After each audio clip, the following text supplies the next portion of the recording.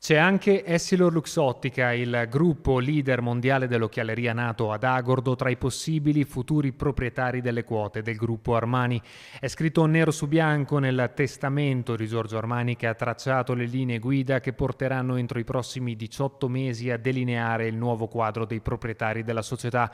Entro questo lasso di tempo, si legge nel testamento, il 15% delle quote della fondazione dovrà essere ceduto in via prioritaria ad uno tra gruppo LVMH, gruppo EssilorLuxottica, gruppo L'Oréal o ad altre società o gruppo societario della stessa individuato con l'accordo di Leo Dell'Orco. La notizia ha fatto il botto e l'eco ha sconfinato ben oltre i confini dell'Agordino, da cui non si fa attendere la risposta dai vertici di EssilorLuxottica.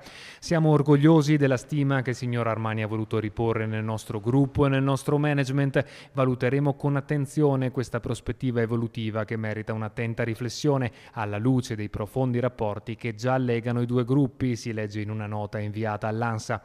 Il piano successorio di Armani SPA, azienda da quasi 2 miliardi e mezzo di fatturato nel 2024, è dettagliato anche nel prosieguo. Dopo la prima cessione, infatti, la fondazione dovrà vendere allo stesso acquirente del 15% un'ulteriore quota compresa fra il 30 e il 54% entro 5 anni. In alternativa è prevista la quotazione in borsa tra i 5 e gli 8 anni.